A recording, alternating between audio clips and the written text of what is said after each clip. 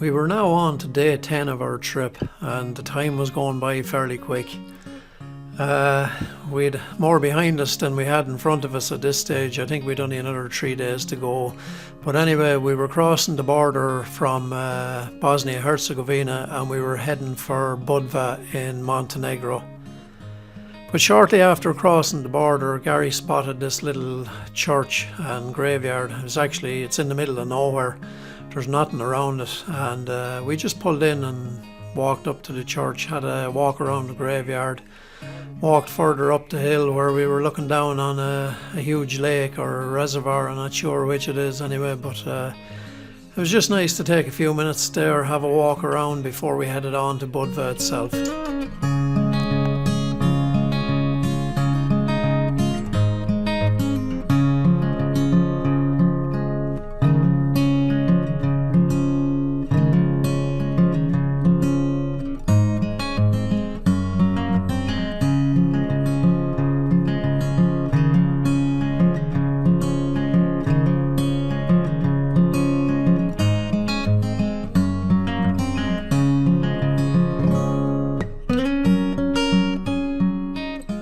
Off we went again, heading on towards the town of Budva, but further along the road we came across this little lay-by with a stunning view of a town below on the water's edge there. When we pulled in, we got talking to this German couple that were travelling across Europe as well, and they took a few photos for us, as you can see there. So we chatted with them for a while, took in the scenery, and back up on the bikes then and headed on towards Budva.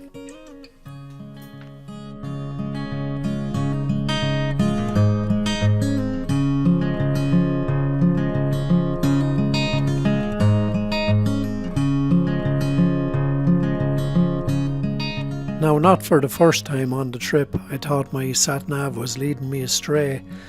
When we came down the hill towards Budva, it looked like we needed to go to the left, but my sat-nav was bringing me to the right, so we decided to follow it anyway. But it brought us down to a ferry that takes you across the harbour, which actually turned out to be shorter than going by road. But I was kind of glad anyway, because when we got on the ferry we got talking to this English woman who was on her way to Albania. Now, we were going to Albania the following day to catch the Kamani ferry, and she had been on it previously, and she gave us a good bit of information about it and about Albania itself. Now, she reckons Albania is the place to go on holidays. She says the scenery and everything is really nice there, and the people are very nice as well, and she says it's cheap as chips. So after speaking to her for a while and taking in the views going across on the ferry, we got off the other side and headed on into the town.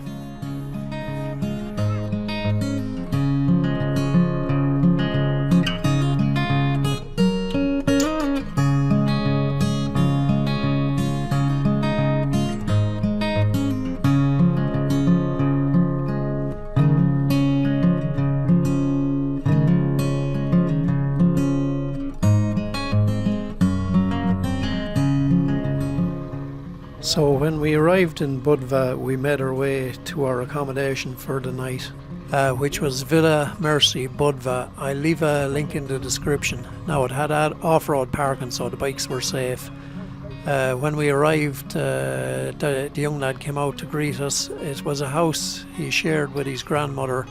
They were on the ground floor, and we had a 2-bedroom apartment just above them on the second or the first floor. But look, they could not have been nicer. They went out of their way to help us. Actually, when we arrived, I asked the young lad if there was anywhere we could get some washing done, as we'd been on the road for 10 days, so we'd a few bits we could do with getting washed. But anyway, he says, I'll leave them there, my grandmother will do them.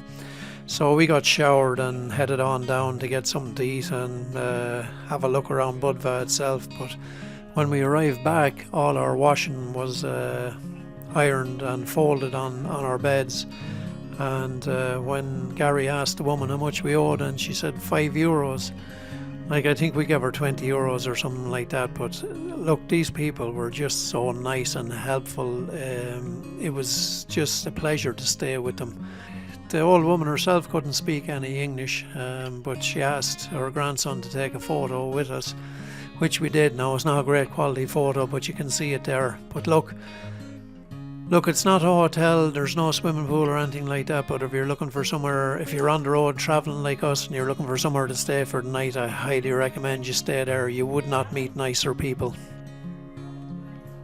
Now, as for Budva itself, now I know I've said this about a lot of places, but Montenegro and Budva is definitely one of the places you'd go back to. It was just so nice there, such a good vibe about it. The old town of Budva was so nice. Myself and Gary walked around the town, bought a few bits, a few souvenirs. Then we headed to a restaurant on the beach and had a meal there. I think we had a 3-course meal that cost about 60 or 70 quid in total, and the food was absolutely spot on. Now, it was really nice. I can't say enough good things about Budva and Montenegro. If you ever get a chance, go.